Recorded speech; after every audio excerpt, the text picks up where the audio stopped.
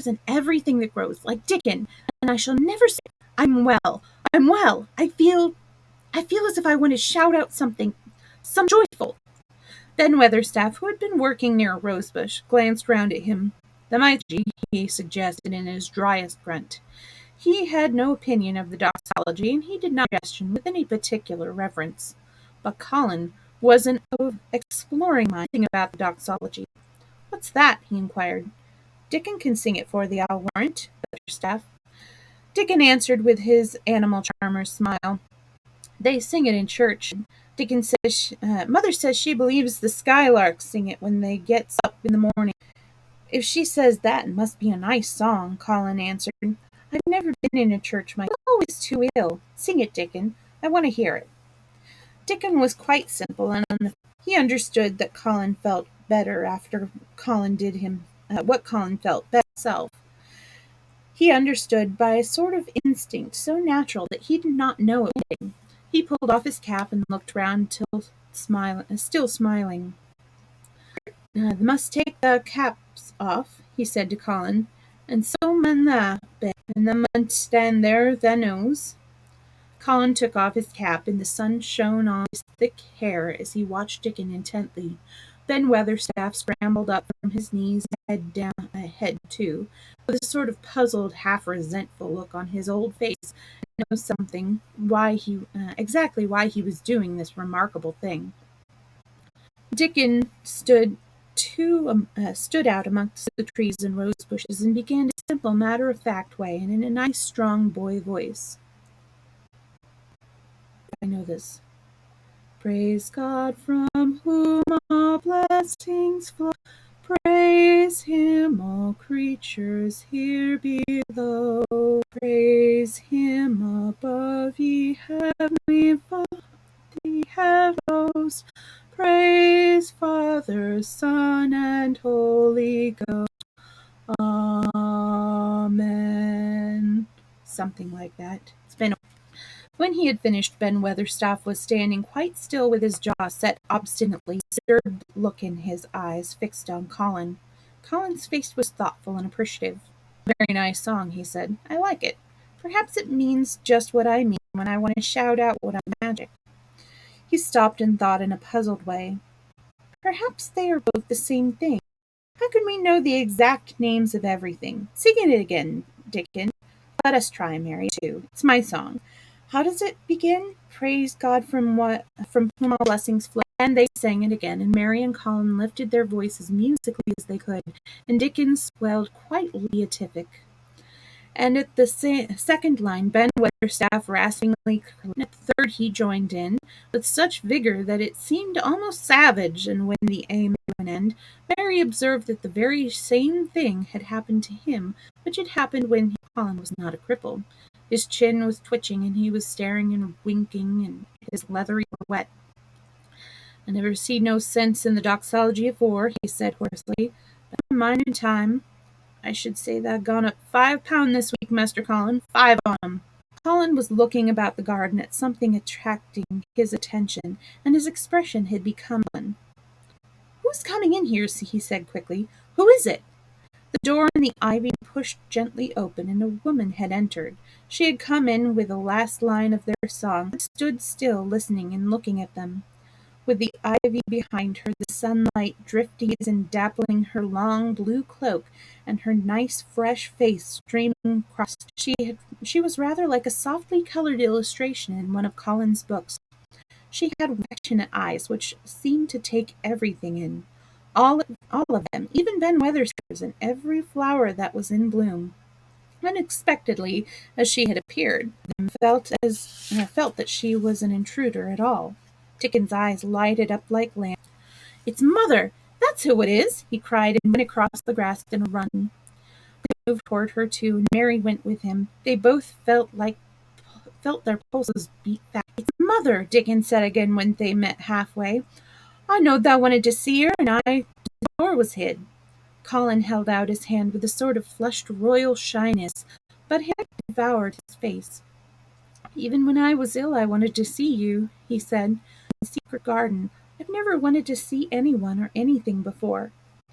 The sight of the face brought about a sudden change in her own. She flushed and the corners of her mouth shook, and the mist swept over her eyes.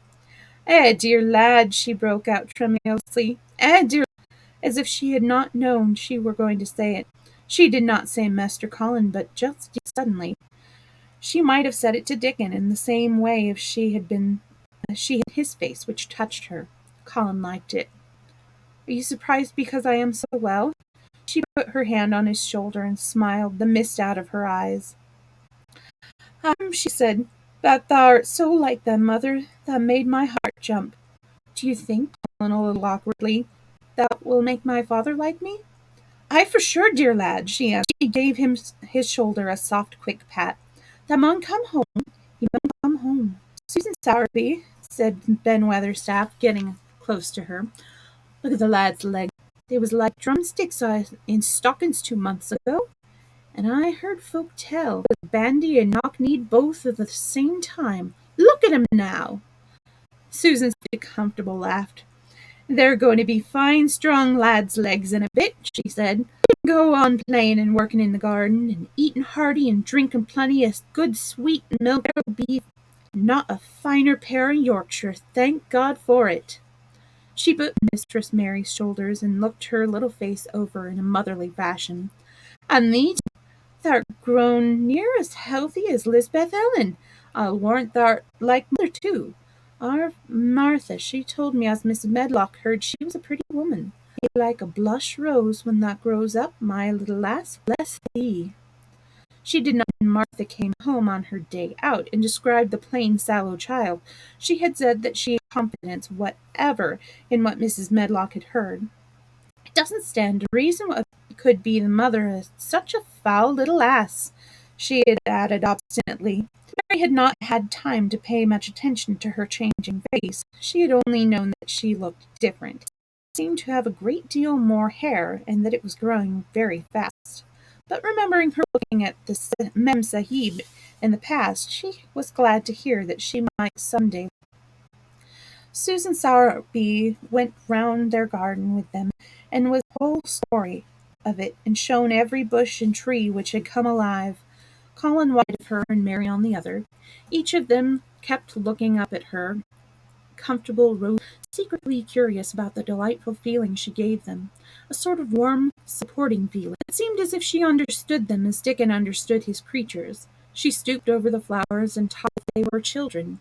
Soot followed her, and once or twice caught at her, and felt upon her shoulders as if it were Dickens. When they told her about the robin flight of the young ones, she laughed a motherly little mellow laugh in her throat. "I suppose I like learning children to walk, but I feared I should be all in a worrit if the had wings instead of legs," she said. It was because she looked so wonderful. It was because she seemed such a wonderful woman in her nice moorland cottage way that it was told about the magic. "Do you believe in magic?" asked Colin, as if he had explained about Indian fakirs.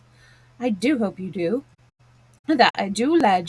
I never knowed it by that name, but what does the name matter? Call it different names. In France and a different one in Germany.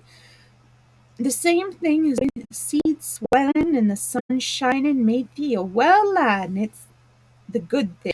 It's just like us poor folks as think it matters if us is called out of our name. The big good thing doesn't stop to worrit, bless thee.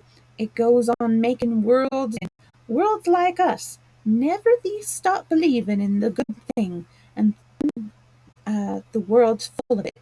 And call it what thou likes. Thou wert singing till I came into the garden." "I felt so joyful," said Colin, opening his beautiful strange. "Suddenly I felt how different I was, how strong my legs and arms, and how I could dig and stand, and I jumped up and wanted to shout out something to listen. The magic listened when thou sang the doxology. It would ha' listened to anything thou'd sung. It was the joy that mattered. Lad, what's named to the joy maker?" And she gave his shoulder a quick, soft pat again. Packed the basket which held a regular feast this morning, and when the hungry hour came and Dickon brought from its hiding place, She sat down with them under their tree and watched them devour their food, like gloating over the appetites. She was full of fun and made them laugh at all sorts of odd things.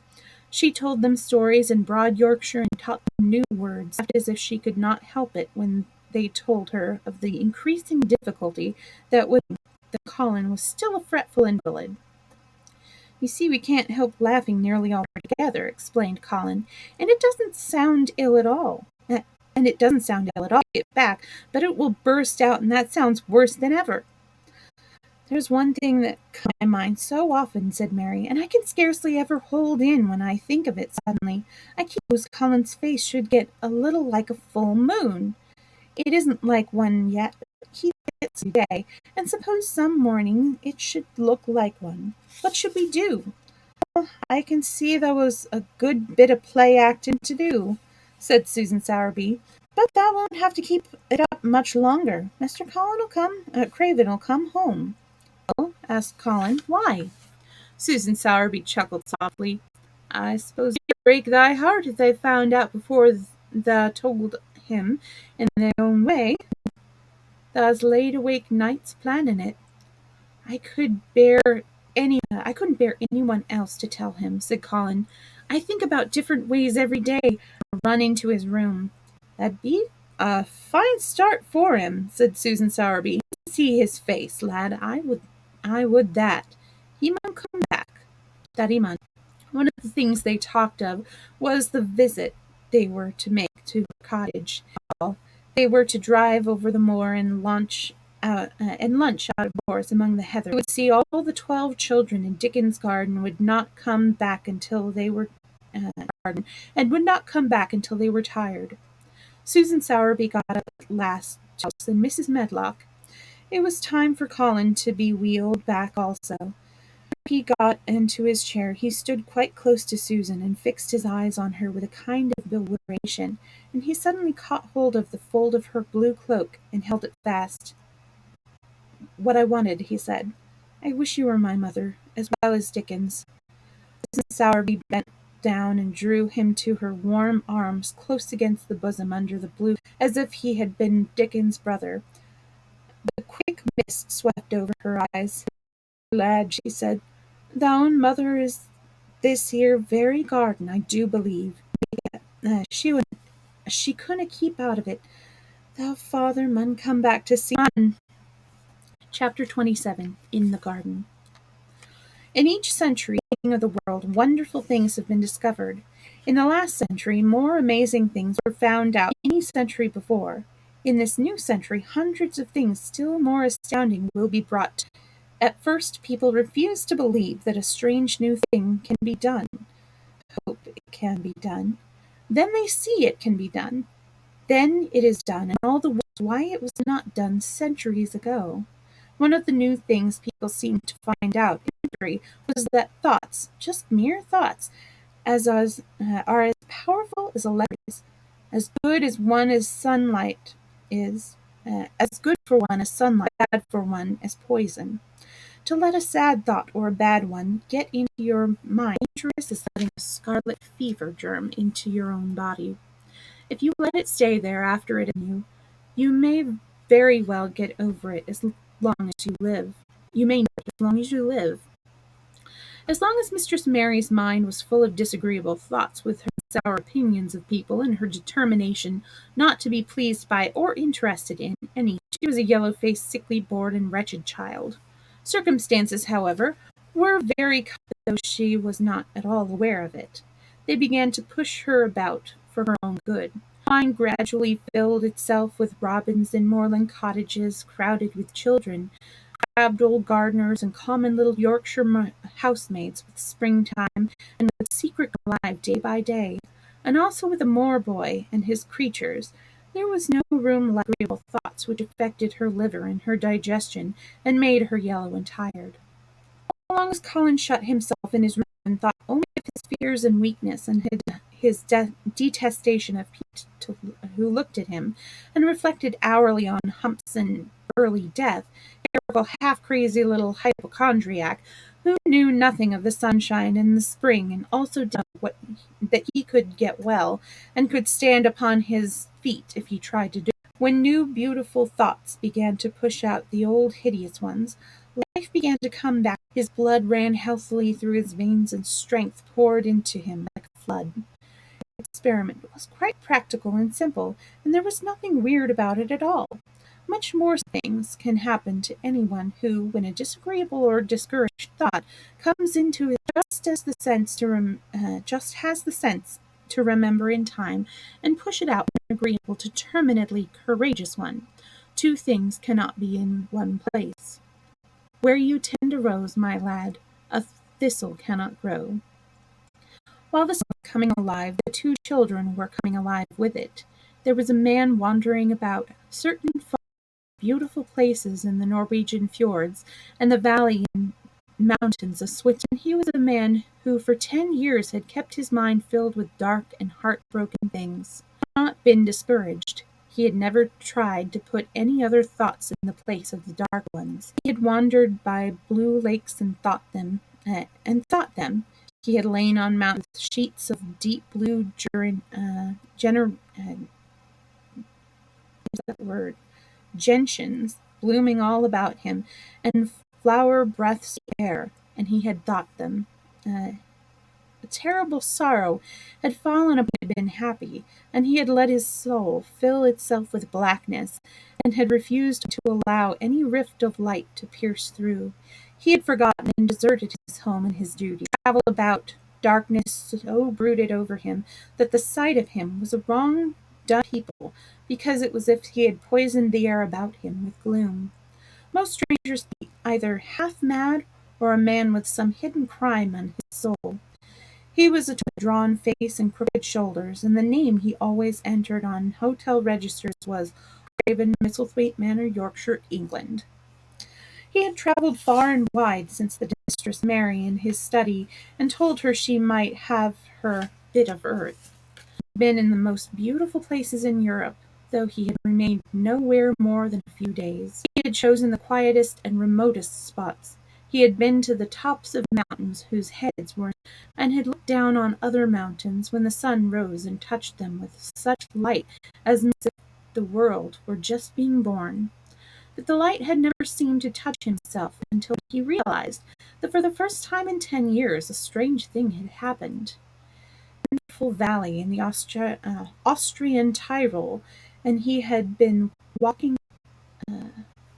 alone through such beauty as might have lifted any man's soul out of.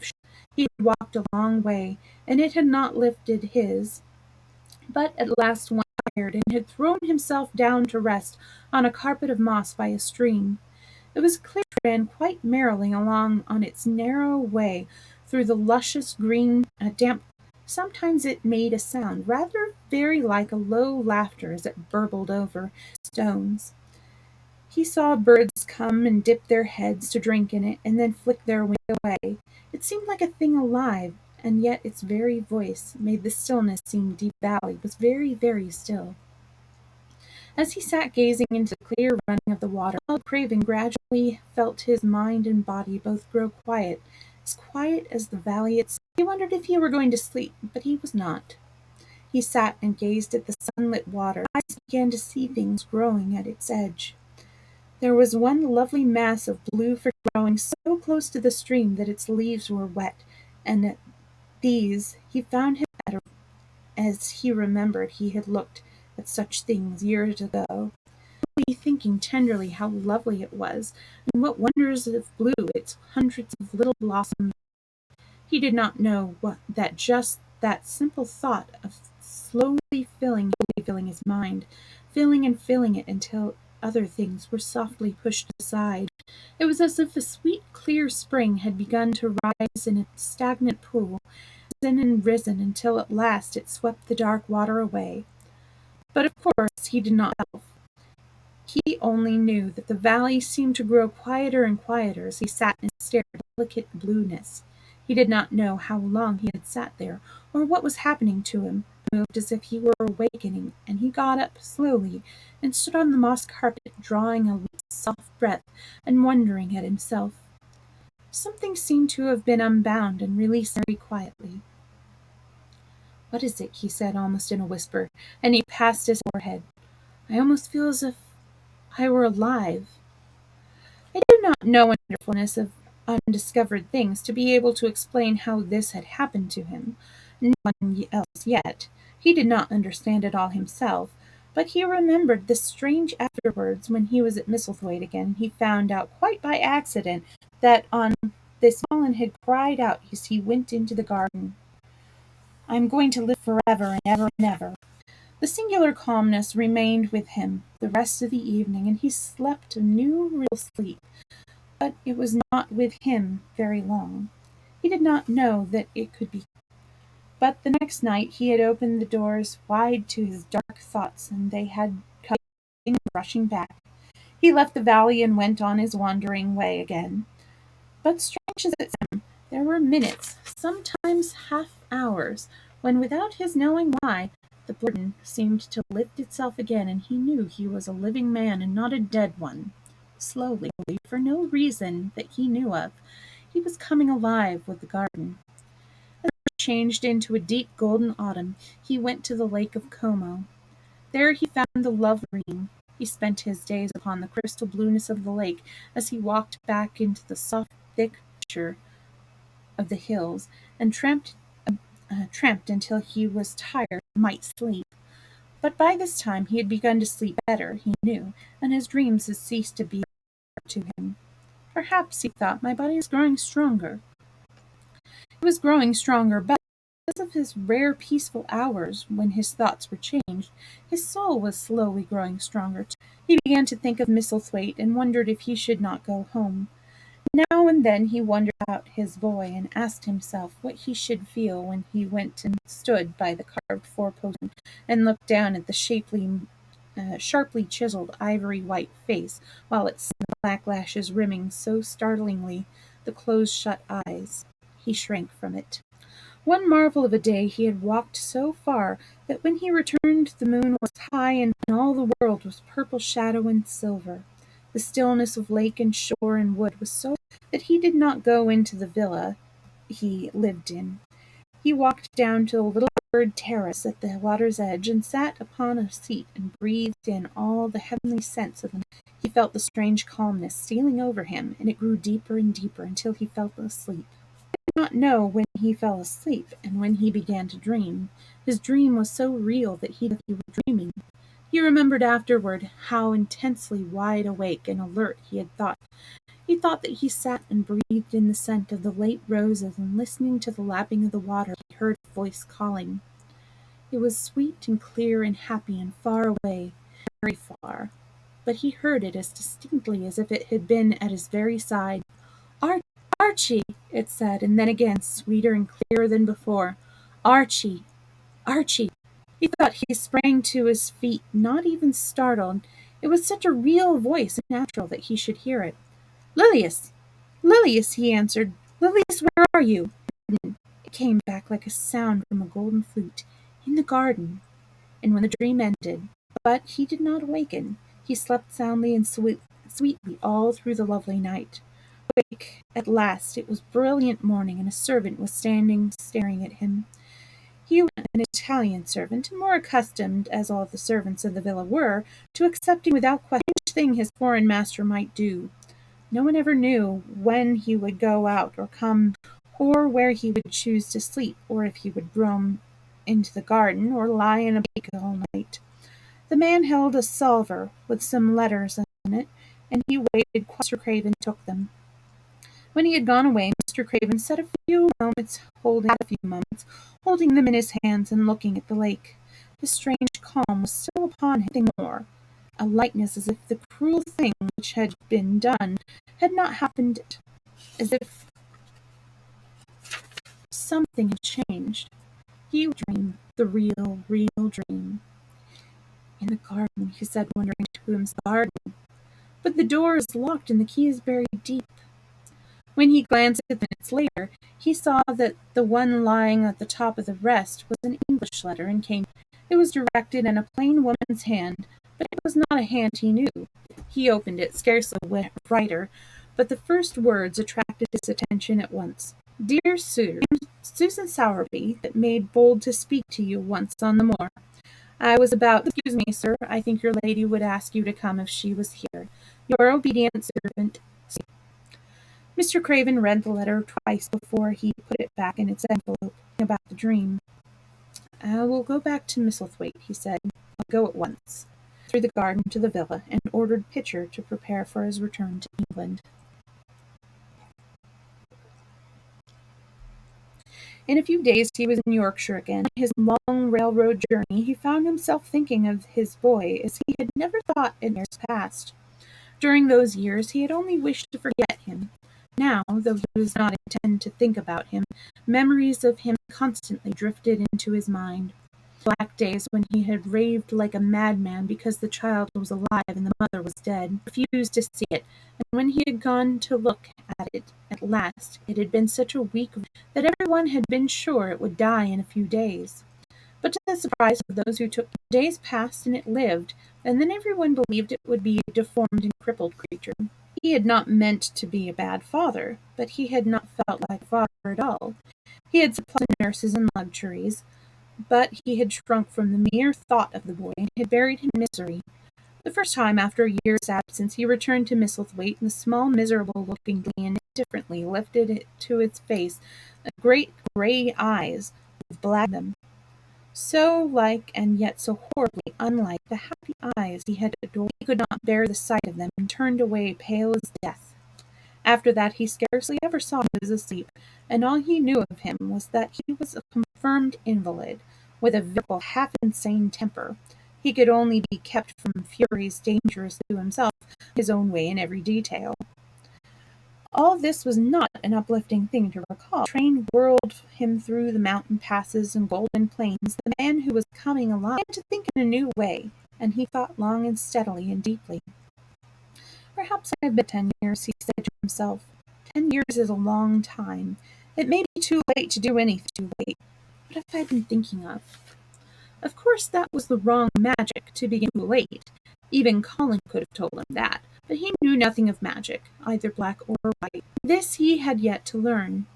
He wondered if Susan Sowerby had taken it to him only because the motherly creature had realized that the boy was much worse, or was if he had not been under the spell of the curious calmness which had taken possession, he would have been more wretched than ever.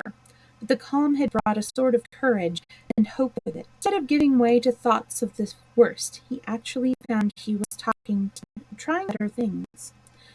"Could it be possible that she sees that I may be able to good and control him?" he thought. "I will go and see her on my way to Misselthwaite." When on his way across the moor, he stopped the carriage at the cottage. Children were there, playing about, gathered in a group, and bobbing 7 or 8 friendly and polite told him that their mother had gone to the other side of the moor early in the morning to help a woman baby. "Our Dickon," they volunteered, "was over at the manor working in one of the gardens several days each week." Mr. Craven looked over the collection of sturdy little red-cheeked faces, each one grinning its own particular, and he awoke to the fact that they were a healthy, likable lot. He smiled at their and took a golden sovereign from his pocket and gave it to our Lisbeth Ellen, who was the "If you divide that into 8 parts, there will be half a crown for each of you." Then, amid grins and chuckles and bobbing of curtsies, he drove away, ecstasy and nudging elbows and little jumps of joy behind. The drive across the moor was a soothing thing. Why did it seem to give him a sense of homecoming when he could never feel again that sense of the beauty of land and sky and purple bloom of distance, warming of the hearts at drawing nearer as the great old house had held those of his blood for 600 years. How he had dreamed it the last time, shuddering to think of its closed rooms and the boy lying in the 4-poster bed, with hangings. Was it possible that perhaps he might find him changed a little, and that he might overcome his shrinking from him? How real that dream had been! Wonderful and clear the voice had called back to him in the garden. "Find the key," he said. "I will try to open the door. I must, though I don't know why." arrived at the manor, the servants who received him with the usual ceremony noticed that he looked better, and did not go to the remote rooms where he usually lived, attended by Pitcher. He went to the library and sent for Mrs. Medlock. She came to him somewhat excited and curious and flustered. "Colin Medlock?" he inquired. "Well, sir," Mrs. Medlock answered, he's manner of speaking. Worse, he suggested. Mrs. Medlock really was flushed. "Well, sir," she tried to explain, "neither Dr. Craven nor the nurse nor me can exactly make out as that. To tell the truth, sir, Master Colin might be better and might be changing for the worse. Sir is past understanding, and his ways has he become more master her master asked, knitting his brow anxiously.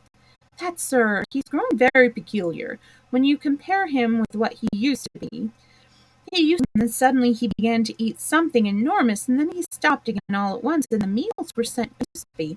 You never know, sir, perhaps that out of the doors he never would let himself be taken. Things we've gone through to get him to go out in his chair would leave the body trembling like a leaf, throw himself into such a state that Dr. Craven could be said he couldn't be responsible for force. Well, sir, just without warning, not long after you, one of his worst suddenly insisted on being taken out every day by Miss Mary and Susan Sowerby's boy Dickon's chair. He took a fancy to both Miss Mary and Dickon bought his tame feel credited, sir. Out of the doors he will stay from morning until night." "How does he look?" was the next question.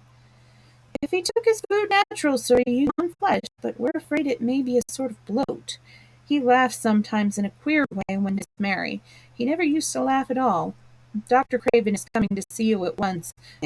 He never was as puzzled in his life. Where is Master Colin now?" "In the garden, sir. He's always in the garden, though not a human creature is allowed to go near for fear they'll at him." Mr. Craven scarcely heard her last words. "In the garden," and after he had sent Mrs. Medlock away, stood and repeated it again and again. He had to make an effort to bring himself back to the place he was standing. When he felt he was on earth again, he turned and went out of the room. He took, Mary had done, through the door in the shrubbery and among the laurels and the fountain beds. He was playing now and was encircled by beds of brilliant autumn flowers. He crossed the lawn into the long walk by the ivied walls. He did not walk quickly, but slowly, in a path. He felt as if he were being drawn back to the place he had so long forsaken, and he did not know why. As he drew near to it, his step became still more slow. The door was even through the ivy hung thick over it, but he did not know where it lay, that buried key. So he stopped and stood still, looking about. Just a moment after he had paused, he started and listened, feeling himself as if he were walking in a dream. The ivy hung thick. The key was buried under the shrubs. No human being had passed that portal for 10 lonely, and yet inside the garden there were sounds. They were the sounds of running, scuffling feet chased round and round under the trees, and they were strange sounds of lowered, suppressed voices, exclamations, and smothered, joyous cries. It seemed actually like the laughter, an uncomfortable laughter, and uncontrollable laughter of children who were trying not to do in a moment or so, as their excitement mounted, would burst forth. What in his name was he dreaming of? What in heaven's name did he hear? Was he losing his reason in things which were not for human ears? Was it that the far, clear voice? And then the moment came, the uncontrollable moment, when the sounds forgot to tell us. The feet ran faster and faster. They were nearing the garden door. There was a quick breathing and a wild outbreak of laughing shouts which could not be contained, and the door flung wide open, and the sheet of ivy swinging back, and the boy burst through it at full, and without seeing the outsider, dashed almost into his arms. Mr. Craven had just in time to save him from falling as a result of his unseeing dash against him. He held him away to look at him in amazement at his being there. He truly gasped. He was a tall boy and a handsome boy. He was glowing with learning had sent splendid color leaping to his face. He threw the thick hair back and lifted a pair of strange gray eyes full of boyish laughter and rimmed with just like a fringe. It was the eyes which made Mr. Craven gasp for breath. "What Who? He stammered. This was not the Colin had expected. This was not what he had planned. He had never thought of such a meeting, to come dashing out, winning a race. Perhaps it was even better. He drew himself tallest. Mary, who had been running with him and had dashed through the door too, believed to make himself look taller than he had ever looked before. Father, he said, I can't believe it. I scarcely can myself. I'm Colin. Like Mrs. Medlock, understand what his father meant when he said hurriedly, In the garden. In the garden, hurried on Colin. It was the garden that did it. Mary and Dickon and the creatures and the magic. No one knows. I wanted to tell you when you came. I'm well. I can beat Mary in a race. I'm going to be an athlete, he said, all so like a healthy boy, his face flushed, his words tumbling over each other, that Mr. Craven's soul shook with unbelieving joy. Aren't you ended? Aren't you glad? I'm going to live forever and ever and ever. Mr. Craven on both the boy's shoulders and held him still. He knew he dared not even try to speak for a moment. Take me into the garden, my boy, he said at last, and tell me all about it. And so the place was a wilderness of autumn gold and purple and violet blue, and scarlet, and on every side were sheaves of late lilies standing together, lilies white or white and ruby. He remembered well when the white had been planted, that just as this season of the year their late glories should reveal them. Late roses climbed and hung and clustered, and the sunshine deepened the hue of the made one feel that one stood in an embowered temple. The newcomer stood silent, just as the children had done when they his grayness. He looked round and round.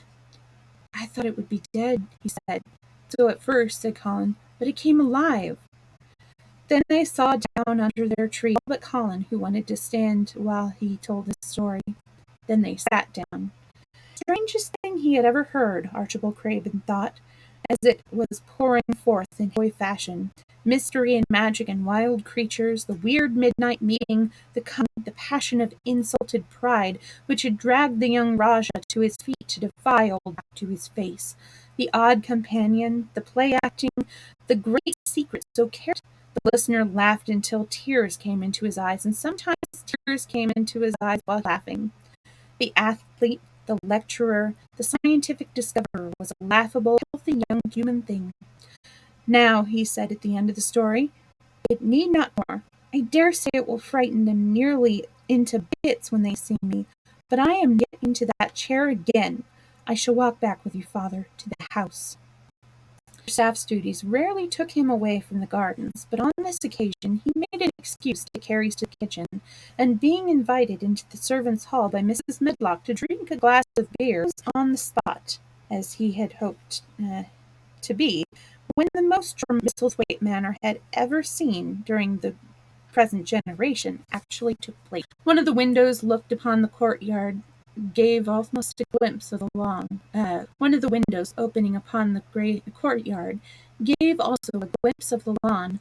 Knowing Ben had come from the gardens, hoped that he might have caught sight of his master, and by chance of his meeting with Master Colin. Did you see either of them? He asked. Ben took his beer mug from his mouth and wiped his lips with the back of his hand. I did, he answered with a shrewdly significant air. Both of them? Suggested Miss. Both of them, returned Ben Weatherstaff. Thank you kindly, ma'am. I could sup out of that. Together? Said Mrs. Medlock, hastily overfilling his beer mug in her. Together, ma'am, said, and Ben gulped down half of his new mug at one gulp. Where was Master Colin? How did he look? What did they say to each other? I didn't hear that. Only being on the step ladder looking over the... But I'll tell thee this, there's been things going on outside as you house people know it. And what thou think out, thou find thou find out soon. And it was not 2 minutes before he swallowed the last of his beer and solemnly toward the window, which took in through the shrubbery a peep. Look there, he said.